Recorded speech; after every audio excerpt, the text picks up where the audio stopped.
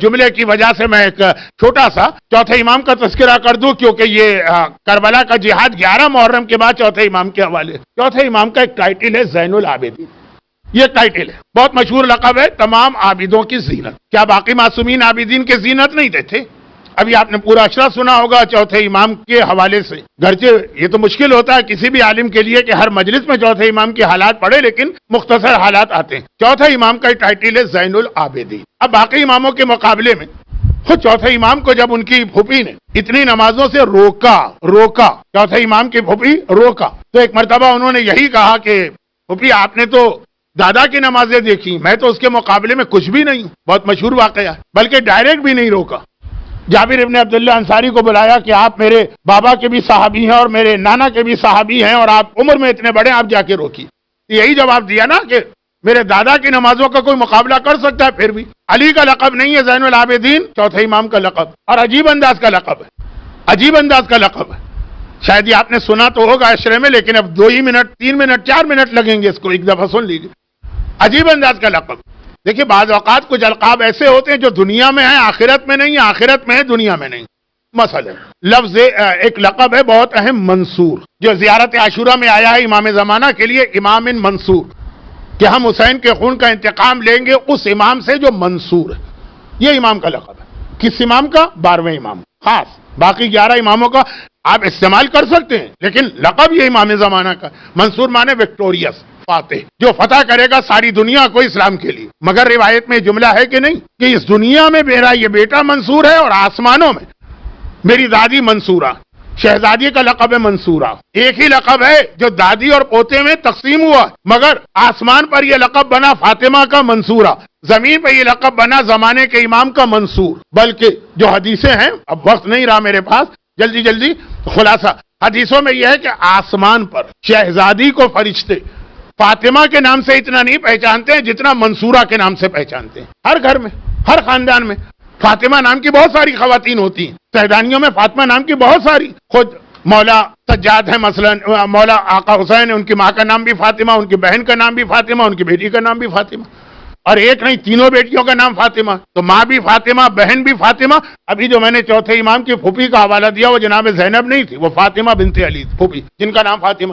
تو ایک خاندان میں فاطمہ بہت ہے۔ اب اگر ایسا نام ہو اور اس کے حوالے سے کوئی بات کہی جائے تو سننے والے بعض اوقات غلط فہمی میں مبتلا ہوتے ہیں۔ مثلا ہم نے کہا کہ میں نے اپنی بیٹی فاطمہ کو فلاں چیز دی اور 4 میری بیٹیاں فاطمہ نام کی ہوں، تو لیکن کہا کہ آسمان پہ۔ یہ غلط فہمی سے بچنے کے لیے فاطمہ کا زیادہ مشہور لقب منصورہ، منصورہ صرف ایک ہے کائنات میں، وہ وہاں منصورہ ہے دادی، یہاں منصور، لقب ایک ہے، تقسیم ہو گیا۔ یہ منصور اس لیے ہے کہ دنیا کو اسلام کی خاطر فتح کریں گے۔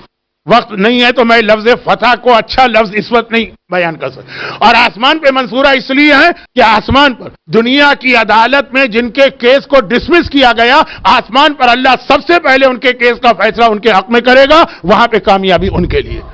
وہ آسمان پہ منصورہ ہیں، یہ زمین پہ منصور ہے۔ بعض اوقات بڑی باتیں میں اس طرح کہہ جاتا ہوں کہ لوگ سمجھ ہی نہیں پاتے ہیں اور میں آگے نکل چکا ہوتا ہوں۔ چلے پھر بھی کسی مومن نے نعرہ لگا کے ذرا مجھے بھی حوصلہ دیا کہ لوگ کچھ سن تو رہے ہیں۔ تو اب یہ ایک لقب ہے، مگر چوتھے امام کا لقب زین العابدین دنیا میں بھی ہے اور آخرت میں بھی ہے، ایک ہی لقب ہے۔ یہاں بھی ان کو زین العابدین، وہاں بھی، لیکن فرق ہے۔ کیا فرق ہے؟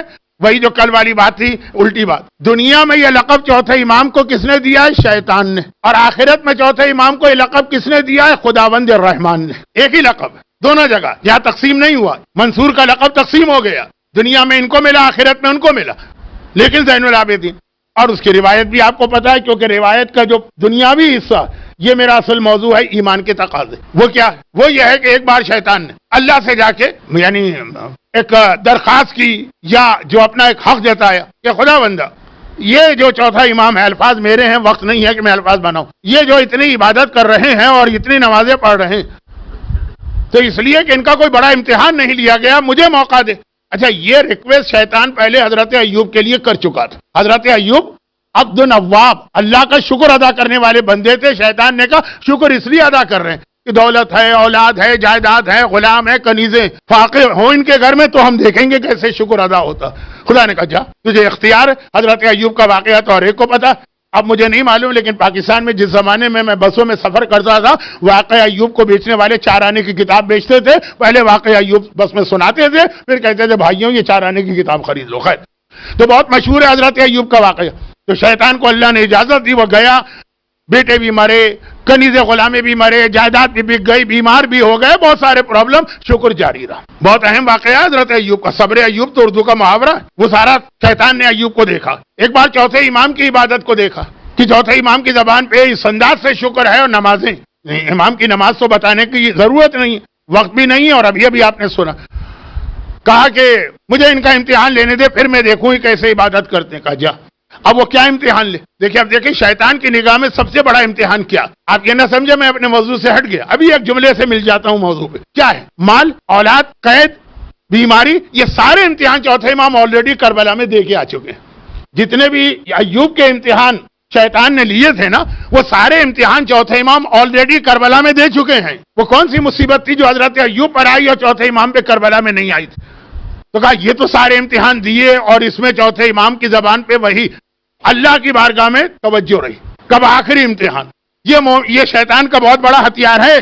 شیخ مرتضیٰ انصاری کا واقعہ یاد کیجئے، جو ٹوٹے ہوئے جال نظر آئے تھے شیطان کے پاس. کہا اب ایک ہی طریقہ ہے، ان کی نمازوں کو، نماز کو تو ہم کم نہیں کر سکتے چوتھے امام کی، شیطان کہہ رہا نمازوں کی کوالٹی کو کم کر، یعنی نماز سے توجہ ہٹا.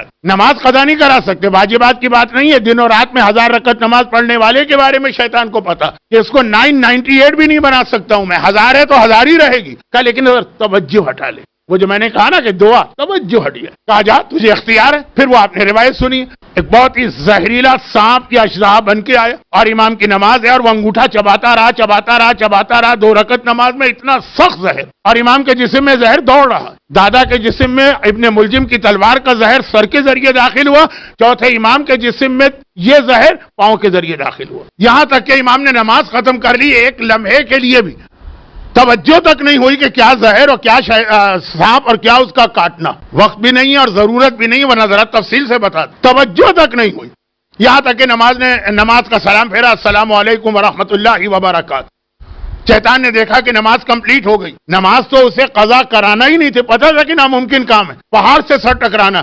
توجہ بھی نہ ہٹی. تو یہ کہتا ہوا بھاگا کہ انتا زین العابدین، میں آدم سے لے کے آج تک سینکڑوں نہیں، ہزاروں نہیں، لاکھوں عبادت گزاروں کو دیکھا ہے، تیرا جیسا عبادت گزار مجھے آج تک نظر نہ آیا. یہ دنیا ہے، آخرت میں آئی تو جملہ مکمل ہوگا. آخرت، اول سے آخر، اولین سے آخرین، آدم سے قیامت تک کے سارے انسان جمع کیے گئے. اس میں گناہگار بھی ہیں، اس میں مومن بھی ہیں، متقی بھی ہیں، پرہیزگار بھی ہیں، اولیاء خدا بھی ہیں، اوصیاء انبیاء بھی ہیں، انبیاء بھی ہیں، مرسلین بھی ہیں.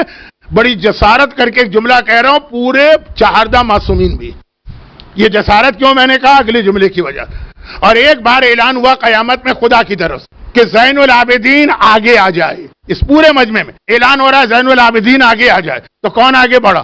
آدم کھڑے ہیں، آدم میں آگے بڑھنے کی ہمت نہ ہوئی، توہین کا لفظ نہ ہو. نوح آگے نہ بڑھ سکے، ابراہیم آگے نہ بڑھ سکے، اسماعیل آگے نہ بڑھ سکے، موسیٰ آگے نہ بڑھ سکے، عیسیٰ آگے نہ بڑھ سکے، یا ایوب آگے نہ بڑھ سکے، وہ داؤد آگے نہ بڑھ سکے، وہ سلیمان آگے نہ بڑھ سکے. حتیٰ ائمہ بھی اپنی جگہ پہ کھڑے رہے. مجمع کو چیرتا ہوا میرا چوتھا امام علی ابن الحسین آ رہا ہے کہ یہ ہے زین العابدین.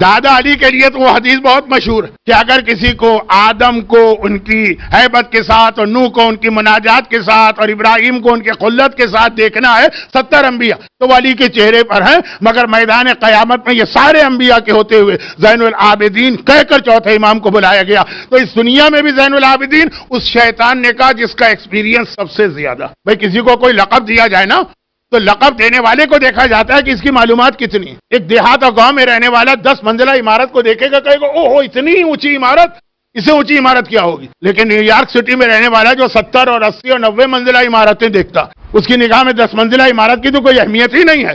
تو لقب دینے والے کو دیکھا جاتا ہے کہ اس کا تجربہ کیا، تو جس نے آدم سے لے کے قیامت تک کے انسانوں کی عبادت کو دیکھ رکھا ہے، جس میں 1,24,000 انبیاء بھی، وہ اگر زین العابدین کا، اور آخرت میں تو آپ نے سنا ہی. لیکن شیطان نے چوتھے امام کو جو یہ لقب دیا تو کس وجہ سے دیا؟ مال کے امتحان کی وجہ سے نہیں، اولاد کی وجہ سے نہیں، توجہ. عبادت خدا میں ایک لمحے کے لیے بھی توجہ نہ ہٹی. ہمارے اور آپ کی نگاہ میں تو کوئی بڑا امتحان ہی نہیں، یہ کوئی بڑا کارنامہ ہی نہیں. لیکن اگر آپ کو وہ حدیث یاد آ جائے کہ جس میں اس چیز کو شرک اصغر کہا گیا ہے، چھوٹا شرک، اس کی طرف جا نہیں رہا ہوں کیونکہ وقت پورا ہو گیا ہے مجلس کا، اب مصائب کا وقت آ چکا. یہ انشاءاللہ ایمان کے تقاضوں میں آئے گا. اور ابھی سے کہہ دوں کیوں آئے گا؟ بھئی جہاں شرک آ جائے وہاں ایمان نہیں ہوگا، جہاں ایمان آ جائے وہاں شرک نہیں ہوگا. تو بتانا پڑے گا شرک اصغر ہے کیا، جو ایمان کو دھکیل کے آپ کے دلوں سے باہر پھینک دیتا. وہ بات کی مجلس.